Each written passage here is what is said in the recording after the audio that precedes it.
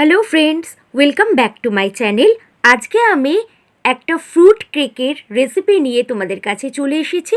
শীতকালে এই ফ্রুটস কেকের রেসিপি তোমরা বাড়িতে থাকা উপকরণ দিয়ে কিভাবে খুব সহজে বানাবে সেটাই আজকে আমি তোমাদের সাথে শেয়ার করব।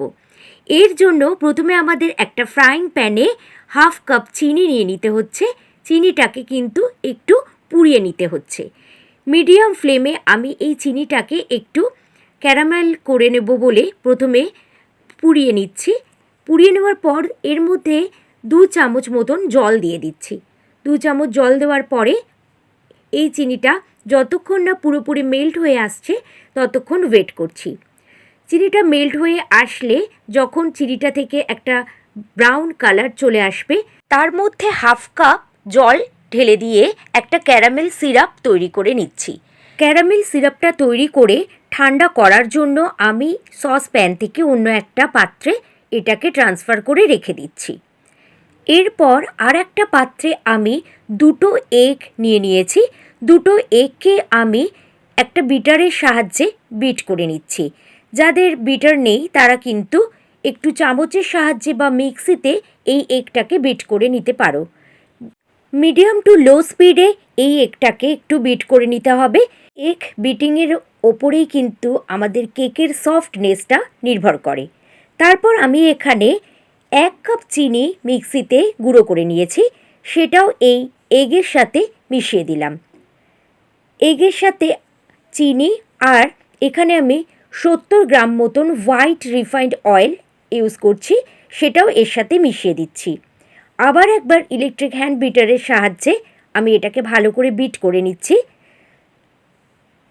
যতক্ষণ না পর্যন্ত চিনিটা সম্পূর্ণভাবে মেল্টিং হচ্ছে ততক্ষণ কিন্তু বিটারের সাহায্যে আমাকে এই চিনি আর এগের বিটটা করে যেতে হচ্ছে।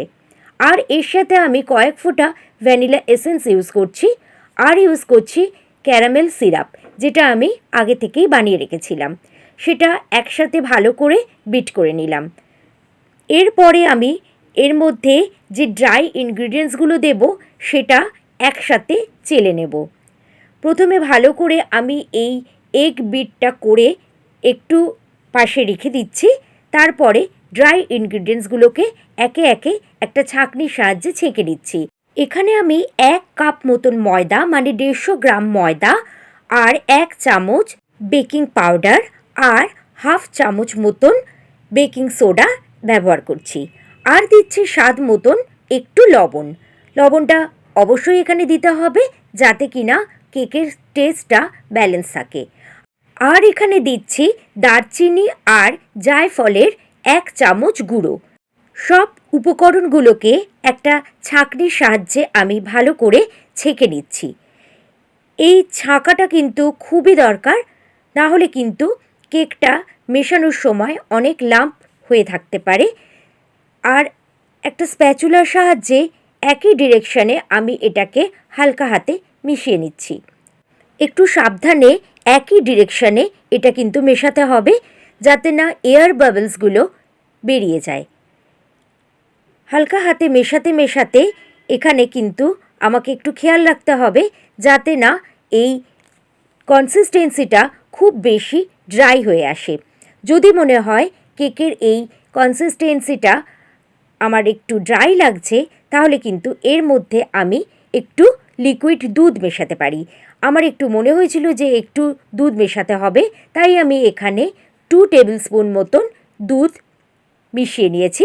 দুধটা আমি আগে থেকেই ফুটিয়ে রেখেছিলাম আর সেটা রুম টেম্পারেচারে নিয়ে এসেছিলাম। দুধটা মেশানোর ফলে কেকটা কিন্তু খুব বেশি সফট হয় আর ময়েস্ট থাকে।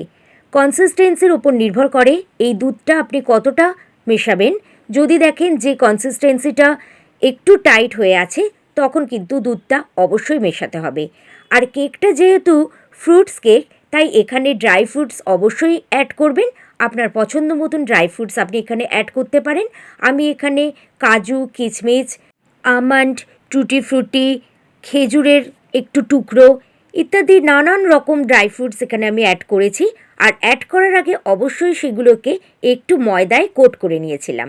তারপরে একটা অ্যালুমিনিয়াম পাত্রে আমি একটু অয়েল গ্রিস করে নিয়েছি আর তারপরে এর মধ্যে একটু ময়দা ডাস্ট করে নিয়েছিলাম।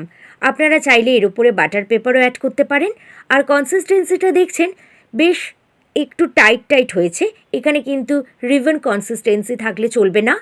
যেহেতু এটা ফ্রুটস কেক, এই ফ্রুটস কেকটা কিন্তু রিবন কনসিস্টেন্সিতে যদি চলে আসে তাহলে কিন্তু সমস্ত ড্রাই ফ্রুটসগুলো আপনার বাটামে চলে আসবে আর কেকের মাঝখানে থাকবে না।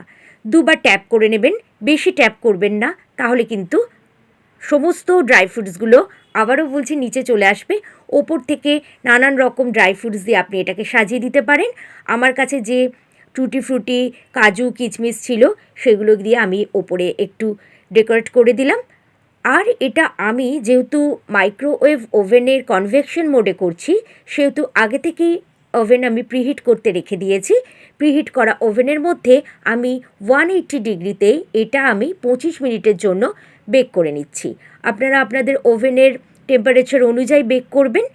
আর যদি গ্যাসের ওভেনে করে থাকেন তাহলে আগে থেকেই গ্যাসের ওভেনের পাত্রটা প্রিহিট করে নেবেন। তারপরে সেটাতে আধ ঘন্টা থেকে 40 মিনিট মতন মিডিয়াম টু লো ফ্লেমে এই কেকটা বেক করে নিতে পারেন। অসাধারণ এই ফ্রুটস কেক একবার যদি বাড়িতে বানিয়ে থাকেন তাহলে বুঝতে পারবেন কত সহজে দারুণ একটা কেক তৈরি হয়ে যায়।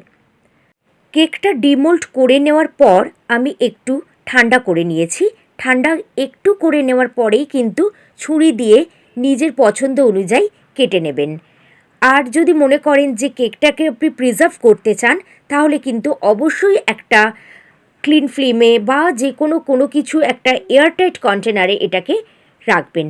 কারণ বাইরের এই ঠান্ডা পরিস্থিতিতে যদি আপনি কেকটাকে খোলা অবস্থায় বেশিক্ষণ রাখেন তাহলে কিন্তু কেকটা একটু হার্ড হয়ে যাওয়ার সম্ভাবনা থাকে। যেহেতু ফ্রুটস কেক সেহেতু এটা শীতকালেই বেশি খেতে ভালো লাগে, তাই চটপট বানিয়ে নিন ঘরে থাকা উপকরণ দিয়ে। খুব সাধারণ আর সহজ একটা ফ্রুটস কেক, যেটা খেতে কিন্তু ইয়াম্মি লাগে। তাহলে আজকে এই পর্যন্তই। অনেক ধন্যবাদ।